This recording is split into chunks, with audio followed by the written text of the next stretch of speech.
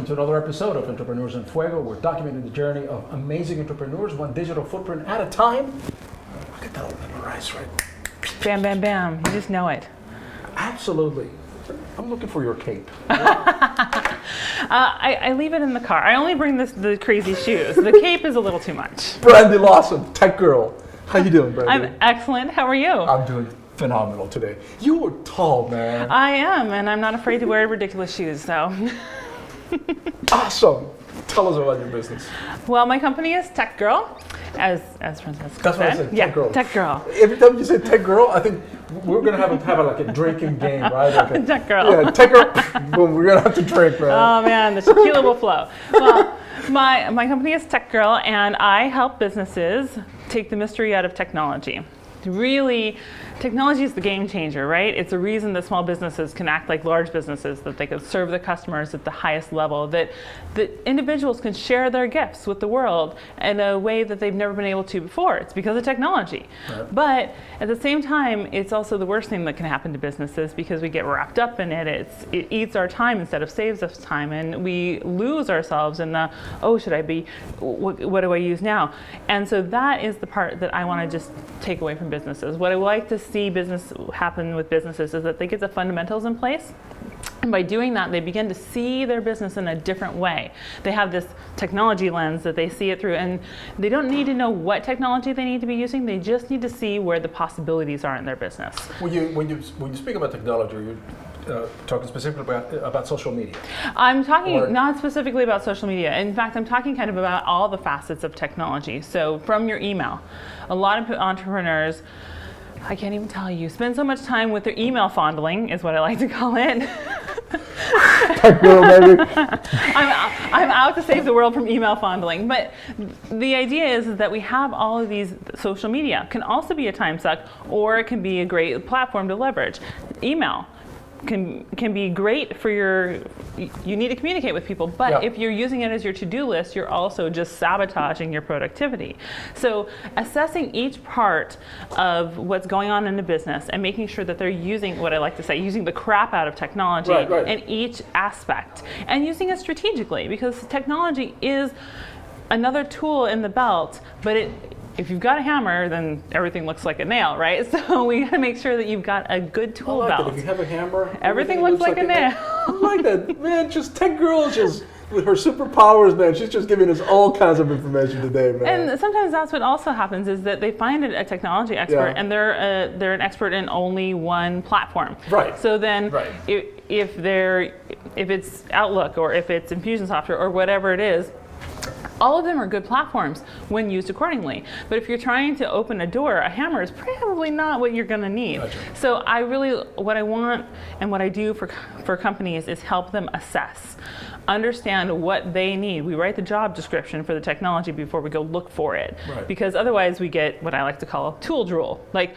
oh, it's so shiny and pretty, and there's got to be a way I can use it, right? There's got to be a way. Right. But, I want to use it. Yeah, tool drool, guilty. But once we start with what it is we're trying to accomplish, and we can see how technology will help us in our business, then we can write the job description and find the right tool. Because the best thing about technology, there's a million options. The worst thing about technology, a million options. So entrepreneurs can be overwhelmed. Small businesses can get just stuck. Like, they know this isn't working, but they can't figure out how to make it better. And I imagine, of course, that the technology that you're talking about, of course, is applied differently for each industry. Yes, absolutely. And the industry, each business, et cetera, et cetera. Yeah, I don't believe in one size fits all. Complicated, right? Yeah, I don't believe in one size fits all, and I do believe there's a perfect fit for every business. Okay. It's kind of like shoes. I like shoes a lot.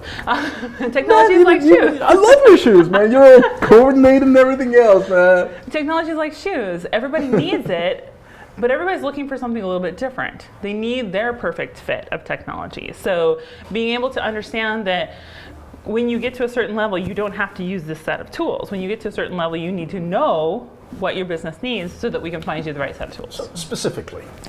My business, so I'm doing a lot of social media. Mm-hmm. I have my maybe 2 or 3 email addresses. Yep. You come in and you say, all right, what are you using that technology for? And how are you applying it for your business? Are you planning that to sell, to communicate, to administer? Is that kind of what?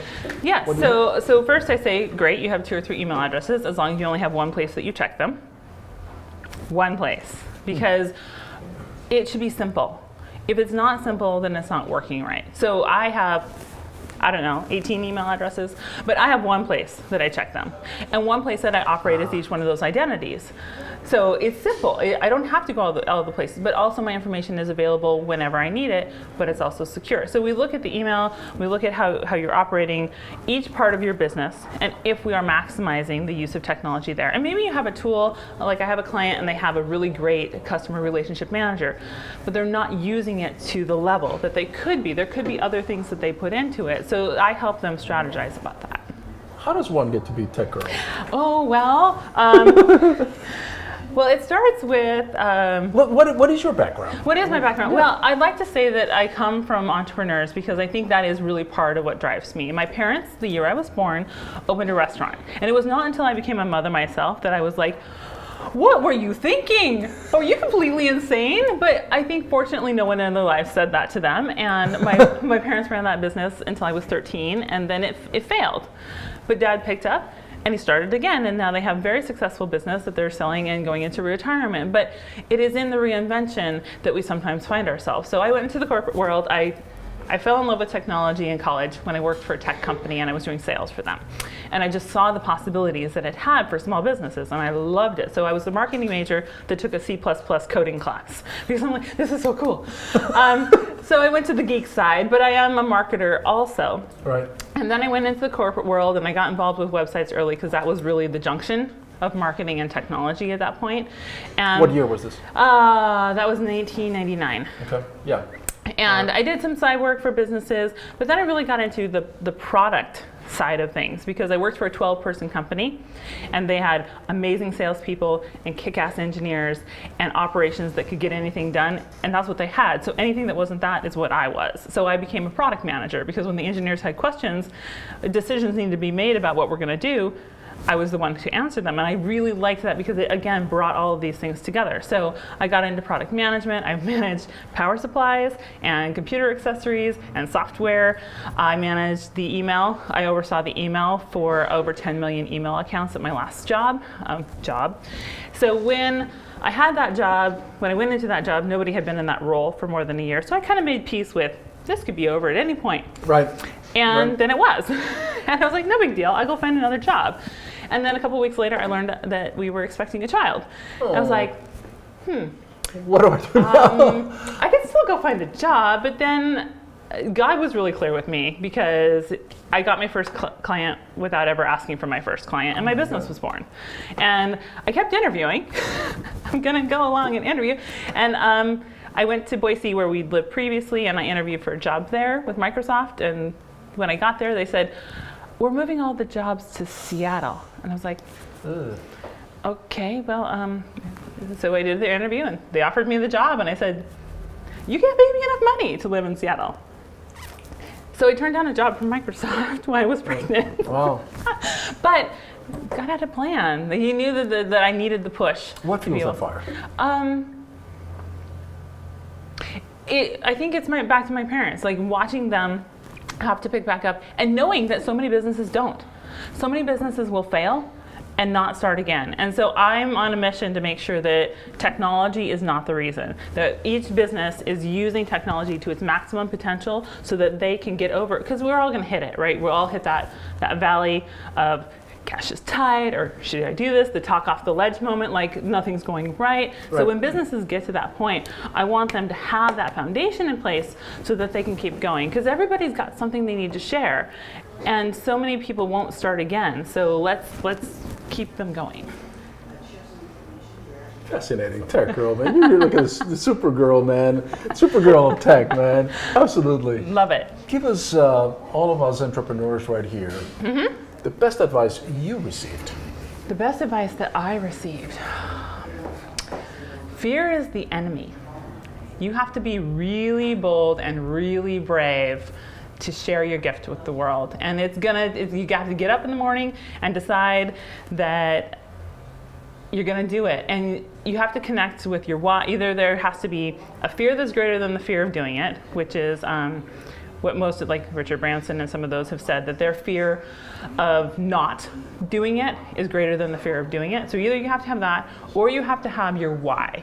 You like be really connected, really in with your why, because we all have it. Like every person on this planet fears taking that step. They fear jumping off that cliff and having to build the wings on the way down. But fear is your enemy. Conquer it. That's the best advice I've received. We're gonna keep some Supergirl. Oh, that would be fantastic. I need a theme song.